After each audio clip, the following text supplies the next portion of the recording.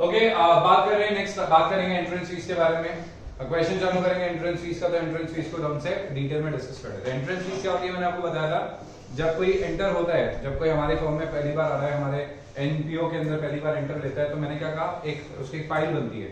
तो उसकी फाइल बनती है, उसके डॉक्यूमेंट्स तैयार किए जाते हैं, उसको लॉगिन किया जाता है। तो सबसे पहले हम लोग क्या चार्ज लेते हैं, एंट्रेंस फीस लेते हैं। क्या लेते हैं, एंट्रेंस फीस या एडमिशन फीस लेते हैं। स्कूल में मैंने आपको बताया, स्कूल में जब आप एंट्री लेते हो, स्कूल के अंदर जब आप जाते हो, तो सबसे पहले एडमिशन फीस लगती है, फिर ट्यूशन फीस लेता है। स्कूल अलग अलग तरीके से बाइफरकेशन कर देता है कि मुझे इस चीज का पैसा चाहिए, उस चीज का पैसा चाहिए। उसी से मेरा मैनर के अंदर स्कूल वाले क्या लगे, जैसे हमारे क्लब में क्या लगती है, एंट्रेंस फीस लगती है। तो जब हम बात करते हैं एंट्रेंस फीस के बारे में, तो ध्यान रखना है एंट्रेंस फीस के दो तरीके से ट्रीटमेंट हो सकते हैं। कुछ लोग कहते हैं एंट्रेंस फीस जो होती है वो रेकरिंग नेचर की इनकम होती है। मतलब रेकरिंग नेचर की मतलब जैसे नया मेंबर आएगा एंट्रेंस फीस देगी, जैसे नया मेंबर आएगा एंट्रेंस फीस देगी, जैसे दूसरा नया मेंबर आएगा एंट्रेंस फीस देगी। तो हमेशा जैसे एंट्री एग्जिट लगा रहता है, मेंबर आते रहते हैं, आते रहते हैं, आते रहते हैं। तो एंट्रेंस फीस क्या है, हमारी एक रेगुलर और रेकरिंग नेचर की इनकम बन जाएगी। क्या बन जाएगी, रेकरिंग और रेगुलर नेचर की इनकम। तो अगर ये रेकरिंग और रेवेन्यू नेचर की इनकम होती है, तो ये रेवेन्यू रिसीट मानी जाएगी। क्या मानी जाएगी, रेवेन्यू इनकम मानी जाएगी। अब रेवेन्यू इनकम का मतलब क्या होता है, इनकम एंड एक्सपेंडिचर अकाउंट में जाएगा। कहां जाएगा, इनकम एंड एक्सपेंडिचर अकाउंट के अंदर इसकी एंट्री करी जाएगी और इसको क्या अज्यूम करा जाएगा, इनकम अज्यूम करा जाएगा। बट अगर क्वेश्चन ऐसा बोलता है कि नहीं, एक मेंबर से तो एक ही बार इनकम आती है। भाई एक मेंबर तो एक ही बार एंट्रेंस फीस देता है जिंदगी भर के लिए। एक मेंबर आया, एंट्री ले रहा है, सब्सक्रिप्शन देगा हर साल तो सब्सक्रिप्शन देगा। मगर बेटा एक ही बार तो वो क्या करेगा, एक ही बार वो जिंदगी भर में एक ही बार तो एंट्रेंस फीस देगा। सो हम लोग क्या होते हैं, क्वेश्चन पे डिपेंडेंट हो जाते हैं। क्वेश्चन जैसा बोलता है फिर वैसा करने के लिए तैयार हो जाते हैं। क्वेश्चन बोलता है कि नहीं, हम लोग चाहते हैं कि 50% को हम लोग कैपिटल मान ले या 100% को कैपिटल मान ले। जैसा क्वेश्चन चाहता है हम वैसा अज्यूम कर लेंगे। क्वेश्चन बोलता है 50% को कैपिटल मान लो, 50% को कैपिटल फंड मान लेंगे। क्वेश्चन बोलता है 20% को कैपिटल मान लो, 20% को मान लेंगे, 75% को अज्यूम कर लो, 75। तो हम लोग क्वेश्चन पे डिपेंडेंट हो जाते हैं, एनपीओ की पॉलिसी पे डिपेंडेंट हो जाते हैं। वो बोलता है कि इसको कैपिटल इनकम मान लो, कैपिटल रिसीट मान लो। तो कैपिटल रिसीट मतलब कि हम लोग इसे इस साल की इनकम नहीं मानेंगे, धीरे धीरे करके इनकम मानेंगे और हमारा जो कैपिटल फंड है उसके अंदर ऐड कर देंगे। किसमें ऐड कर देंगे, कैपिटल फंड के अंदर ऐड कर देंगे। और बोलता है कि कुछ हिस्से को कैपिटल, कुछ हिस्से को, जैसे फॉर एग्जांपल आपने 20,000 का आपको क्या हुआ, 20,000 का आपको एंट्रेंस फीस मिला है। बोले 50% को कैपिटल अज्यूम कर लो, 50% को रेवेन्यू अज्यूम कर लो। तो 50% को कैपिटल मान लिया, कैपिटल फंड में 10,000, ठीक है, और 50% को रेवेन्यू मतलब इनकम में दिखा दिया 50%, दैट इज 10,000। तो this is how we can bifurcate this amount, ठीक है। और अगर क्वेश्चन साइलेंट है, अगर क्वेश्चन साइलेंट है तो उसको क्या अज्यूम करा जाएगा, उसको रेवेन्यू इनकम अज्यूम करा जाएगा। और अगर क्वेश्चन स्पेसिफिक है, स्पेसिफिकली बोलता है कि नहीं, आप उसे क्या करेंगे, आप उसे कैपिटल मानेंगे, कैपिटल आइटम मानेंगे, तो उसे कैपिटल रिसीट अज्यूम करके और इस तरीके से दिखाया जाएगा। तो that totally depends on our question. किस पे डिपेंडेंट होता है, हमारे क्वेश्चन पे डिपेंडेंट होता है कि क्वेश्चन की रिक्वायरमेंट क्या है। तो इसके लिए मैं आपको एक एग्जाम्पल करवाता हूं, एक एग्जाम्पल करेंगे, क्वेश्चन करेंगे। देखो भाई, आपको एक क्वेश्चन दे रखा है, अब देखना, क्वेश्चन नंबर 1 करवाता हूं, एक एग्जांपल है। क्या बोलता है ये सुनो, एंट्रेंस फीस मिली है आपको, एंट्रेंस फीस मिली है आपको 2 लाख रुपए की। कितने की एंट्रेंस फीस है, 2 लाख रुपए की। So you got 2 lakh rupees as entrance fees. कितने की एंट्रेंस फीस मिली है आपको, 2 लाख रुपए की एंट्रेंस फीस मिली है।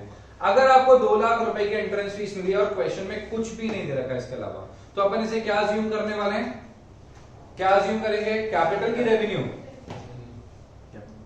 भाई subject to contrary, subject to the, ठीक है, एनपीओ। अगर एनपीओ कुछ क्वेश्चन बोलता है तो बात अलग है, एनपीओ ने कुछ नहीं बोला तो इसे क्या अज्यूम करा जाएगा, ठीक है, एनपीओ ने कुछ नहीं बोला तो एंट्रेंस फीस को रेवेन्यू आइटम अज्यूम करा जाएगा। और अपन क्या बनाएंगे, अपन बनाएंगे इनकम एंड एक्सपेंडिचर अकाउंट, और इनकम एंड एक्सपेंडिचर अकाउंट बना के by entrance fees.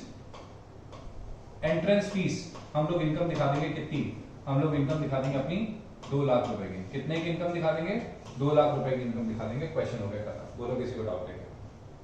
When nothing is given, तो entrance fees will be assumed as revenue item, इनकम का पार्ट मान लेंगे और इनकम का पार्ट मान के इनकम एंड एक्सपेंडिचर अकाउंट में दिखा दिया जाएगा। कहां दिखा दिया जाएगा, इनकम एंड एक्सपेंडिचर अकाउंट में दिखा दिया जाएगा। समझे? अगला पार्ट देखते हैं, दूसरा पार्ट देखते हैं। तो पहला पार्ट हो गया इसका, सेकंड पार्ट देखिए। सेकंड में दे रखा है कि एंट्रेंस फीस कितनी है, एंट्रेंस फीस है 2 लाख रुपए, और बोलता है कि जो क्लब है, ठीक है, क्लब की जो पॉलिसी है वो है एंट्रेंस फीस को, एंट्रेंस फीस को क्या है क्लब की पॉलिसी, क्लब की पॉलिसी है कि एंट्रेंस फीस को अज्यूम करेंगे एज रेवेन्यू आइटम। क्या अज्यूम करेंगे, एज रेवेन्यू आइटम। बोलता है क्लब की पॉलिसी है, क्या पॉलिसी है क्लब की, कि एंट्रेंस फीस को रेवेन्यू मान लो, एंट्रेंस फीस को रेवेन्यू मान लो। ये तो खत्म ही हो गई बात, कहानी खत्म हो गई। तो आप बोलते हो कि रेवेन्यू मान लो, आप नहीं भी बोलते तो हम उसे रेवेन्यू ही मानते, और आंसर क्या आ जाएगी, एंट्री विल बी सेम। इसकी एंट्री क्या रहेगी, एंट्री सेम रहेगी। जो यहाँ ट्रीटमेंट क्या है वो यही दिखाएंगे, कोई डिफरेंस नहीं आएगा। कोई डाउट है तो बोलो।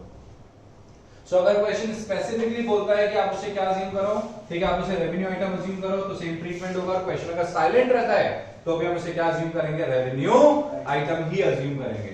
रेवेन्यू आइटम मतलब इस साल की इनकम, कैपिटल आइटम मतलब सालों तक की इनकम, थोड़ा थोड़ा टुकड़ा टुकड़ा करते करते उसको रेवेन्यू माना जाएगा।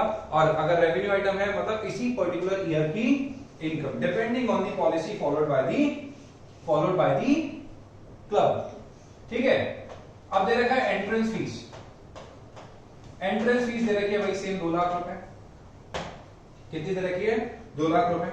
बोलता है as per policy of the club, as per policy of the club, club की पॉलिसी है entrance fees is capital receipt. Entrance fees क्या है, कैपिटल रिसीट है। As per policy of the club entrance fees क्या है, capital receipt है। Capital receipt है तो कैपिटल रिसीट कहां पे जाती है, कैपिटल रिसीट जाती है अपने बैलेंस शीट के अंदर। छोटी सी एक बैलेंस शीट बनाएंगे, क्या बनाएंगे, छोटी सी एक बैलेंस शीट बनाएंगे। बैलेंस शीट के अंदर दिखा देंगे क्या, बैलेंस शीट के अंदर दिखा देंगे कैपिटल फंड। और मैंने क्या कहा था, कैपिटल फंड में क्या होता है, ऐड होता है। वेरी गुड, कैपिटल फंड में ऐड कर देंगे एंट्रेंस फीस, कैपिटल फंड में ऐड कर दिया जाएगा और बाहर दिखा दिया जाएगा। सो कैपिटल फंड में 2 लाख रुपए ऐड करके बाहर टोटल दिखा देंगे। बोलो किसी को कोई दिक्कत है क्या, बताइए, कोई डाउट है। लास्ट देखेंगे इसमें, लास्ट केस है एंट्रेंस फीस है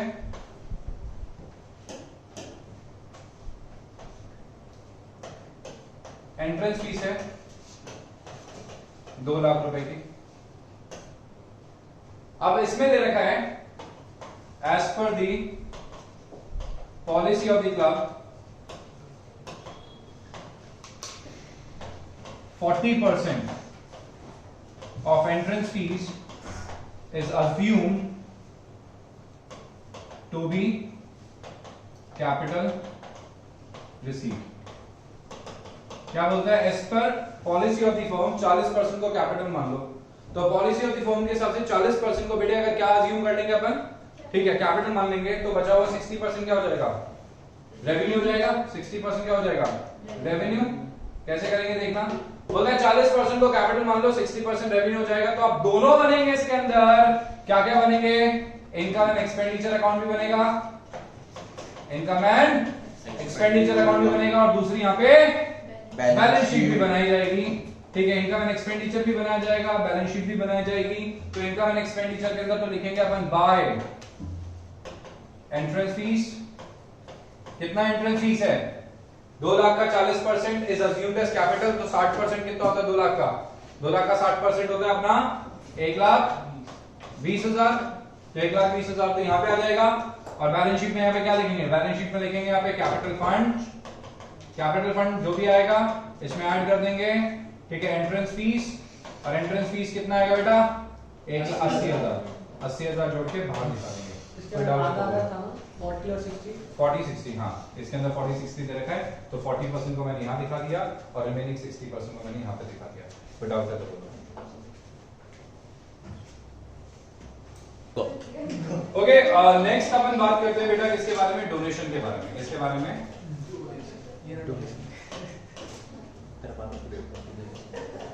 डोनेशंस के बारे में बात करेंगे। अब डोनेशंस क्या होता है आपको पता है, जब कोई अमीर आदमी इस तरीके से लाइक किसी भी क्लब को, किसी भी एनपीओ को क्या कर देता है, डोनेट कर देता है, that is called as donation. उसे क्या कहा जाता है, डोनेशन कहा जाता है। अब जो डोनेशन होता है उसके अंदर कैसे काम करता है वो मैं आपको बताता हूं।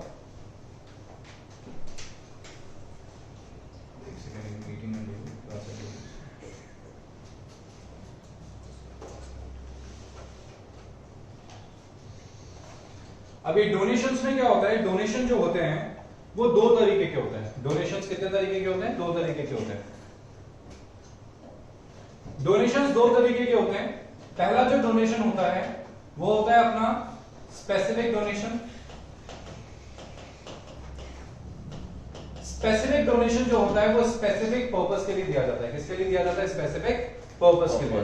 तो अगर आपको स्पेसिफिक पर्पस के लिए डोनेशन मिल रहा है तो उसे कहते हैं स्पेसिफिक डोनेशन। स्पेसिफिक डोनेशन जैसे हो सकता है कि बिल्डिंग बनाने के लिए डोनेशन दिया जा रहा है। किसके लिए डोनेशन मिल रहा हो, बिल्डिंग के लिए डोनेशन दिया जा रहा है। तो अगर आपको बिल्डिंग के लिए डोनेशन मिल रहा है, हो सकता है आपको स्पोर्ट्स के लिए, स्पोर्ट्स मीट ऑर्गेनाइज करने के लिए डोनेशन मिल रहा हो। तो इस तरीके के जो डोनेशंस होते हैं वो स्पेसिफिक डोनेशन होते हैं। और स्पेसिफिक डोनेशन को कभी भी हम लोग इनकम अज्यूम नहीं करेंगे। इस डोनेशन से हमें क्या काम करना है, वही स्पेसिफिक काम करना है जिस पर्पस के लिए हमें डोनेशन मिल रहा है। जिस पर्पस के लिए हमें डोनेशन मिल रहा है वही स्पेसिफिक काम इस डोनेशन से करा जाएगा। तो अगर हमें बिल्डिंग के लिए डोनेशन मिल रहा है तो इस डोनेशन से हम लोग क्या करेंगे, बिल्डिंग बनाएंगे। क्या करेंगे बेटा, बिल्डिंग बनाएंगे। तो हम लोग यहाँ पे बिल्डिंग बनाने वाले हैं। अगर हमें डोनेशन मिल रहा है स्पोर्ट्स मीट ऑर्गेनाइज करने के लिए तो इससे स्पोर्ट्स मीट ऑर्गेनाइज करने वाले हैं, तो स्पेसिफिक डोनेशन कहते हैं। क्या कहते हैं इसे, स्पेसिफिक डोनेशन कहते हैं। दूसरा होता है जनरल डोनेशन। जनरल डोनेशन, तो जनरल डोनेशन हमें किसके लिए मिलता है, किसी भी जनरल एक्टिविटी के लिए हमें जो डोनेशन मिलता है वो जनरल डोनेशन होता है। जनरल डोनेशन हम लोग क्या कर सकते हैं, कहीं भी यूटिलाइज कर सकते हैं किसी भी तरीके से। हम लोग अगर हमें बिल्डिंग बनानी, बिल्डिंग बनाओ, स्विमिंग पूल बनाना है वहां बनाओ, गार्डन तैयार करना है, ठीक है वो तैयार करो, थिएटर तैयार करना है वो तैयार करो, रेस्टोरेंट तैयार करना है वो तैयार करो, कहीं भी यूज कर सकते हो, ठीक है। Have no specific use, have no specific use. तो अगर किसी चीज का कोई स्पेसिफिक यूज नहीं है, अगर किसी चीज का कोई स्पेसिफिक यूज नहीं है तो आप क्या करोगे, अगर स्पेसिफिक यूज ही नहीं दे रखा तो मैं तो उसे इनकम अज्यूम कर लूंगा। भाई आपने मुझे फंड दिया, बोले कहीं भी यूज कर लेना, तो इनकम ही अज्यूम कर लेता हूं ना मैं। तो इनकम को भी तो हम कहीं पे भी यूज कर सकते हैं। तो अगर आपके पास जनरल डोनेशन है तो जनरल डोनेशन तो जाता है इनकम एंड एक्सपेंडिचर अकाउंट में, जिसके अंदर जाता है इनकम एंड एक्सपेंडिचर। और अगर स्पेसिफिक डोनेशन है तो बेटा हो जाएगा आपका बैलेंस शीट के अंदर लायबिलिटी साइड में स्पेसिफिक डोनेशन के नाम से, like donation for building, donation for sports meet, किसी भी स्पेसिफिक पर्पस के लिए जो डोनेशन मिला है तो उसी के अंदर दिखाया जाएगा। बोलो कोई डाउट है क्या? नो। ठीक है, नेक्स्ट आता है लेगेसी। लेगेसी में आपको ऑलरेडी समझा चुका हूं, ठीक है। जब किसी अमीर आदमी की डेथ हो जाती है तो उसके विल के हिसाब से अगर हमें कुछ प्रॉपर्टी मिलती है, that is called as legacy. Yes, no, not a donation. हाँ, लेगेसी स्पेसिफिक के जैसे मतलब बैलेंस शीट में दिखाई जाएगी। नेक्स्ट आता है सेल ऑफ ओल्ड एसेट्स। होता है ना, पुरानी एसेट हमारे पास, पुरानी कार थी, ठीक है, क्लब की, वो बेच दी, पुरानी कोई बिल्डिंग थी वो बेच दी, ठीक है, इन्वेस्टमेंट्स बेच दिए, तो उसे क्या कहा जाता है, उसे कहा जाता है sale of old asset. Sale of old sports material, हमने स्पोर्ट्स मटेरियल बेच दिया, ठीक है। तो ये पुरानी चीजें बेचना छोटी मोटी इनकम होती है। इसके अलावा लास्ट आता है पेमेंट ऑफ ऑनर अरियम। ऑनर अरियम का मतलब क्या होता है वो समझेंगे। जैसे क्या हुआ, एक एग्जांपल देता हूं मैं आपको। एक क्लब है, उस क्लब ने क्या किया, एक इवेंट ऑर्गेनाइज करा, जैसे डॉक्टर्स डे पे। डॉक्टर्स डे पे उसने क्या किया, उसने ऑर्गेनाइज करा एक इवेंट, एक फ्री मेडिकल कैंप ऑर्गेनाइज करा। क्या ऑर्गेनाइज करा, फ्री मेडिकल कैंप ऑर्गेनाइज करा। अब फ्री मेडिकल कैंप ऑर्गेनाइज करने के लिए देखो एक प्रमोशनल एक्टिविटी भी होती है और सोसाइटी की हेल्प करने के लिए भी, ठीक है, फ्री मेडिकल कैंप लगाया जाता है। तो एक फ्री मेडिकल कैंप लगाया उसने, बहुत सारे लोग आए उस फ्री मेडिकल कैंप में। कितने, बहुत सारे लोग आए उस फ्री मेडिकल कैंप में। तो एक फ्री मेडिकल कैंप ऑर्गेनाइज किया गया जहां पे बहुत सारे लोग आए, किसमें, फ्री मेडिकल कैंप में। अब हुआ सीन क्या वो सुनो। फ्री मेडिकल कैंप में जब जो बहुत सारे लोग आए, समझना इस कॉन्सेप्ट को, तो जो डॉक्टर्स वहां पे प्रेजेंट थे उन लोगों ने फ्री में इलाज करा। हम लोगों ने डॉक्टर्स को बोला कि आप सोसाइटी की हेल्प के लिए काम करना चाहते हो तो कर दो। तो संडे के दिन वो डॉक्टर्स आए, फ्री में इलाज करके गए सबका, फ्री मेडिकल चेकअप किया उन्होंने, कोई दिक्कत नहीं थी। अब जो क्लब है उसने, जैसे क्लब की एक एनुअल मीट ऑर्गेनाइज होती है, क्लब एक एनुअल फंक्शन ऑर्गेनाइज करता है, उसमें डॉक्टर्स को उन्होंने क्या किया, एक तरीके से टोकन ऑफ ऑनर दिया कि सर आपने सोसाइटी के लिए कुछ किया है, क्लब के लिए कुछ किया है, तो ऐसे टोकन ऑफ ऑनर मैं आपको यहाँ पे देता हूँ, ठीक है, उसे कहते हैं ऑनररियम। क्या कहते हैं? ऑनररियम। जैसे ऑनररियम के अंदर उनको कोई ट्रॉफी दे दी, ठीक है, कोई गिफ्ट दे दिया, चेक दे दिया, इसे क्या कहते हैं? Token of ऑनररियम। ऑनररियम मतलब क्या होता है? It's an expense for the NGO. NGO के लिए क्या होता है? ये एक तरीके का एक्सपेंस होता है। क्या होता है? एक तरीके का एक्सपेंस होता है। अब नेक्स्ट क्लास अपन कल कंटिन्यू करेंगे, आज की क्लास एक वाइंड अप करते हैं।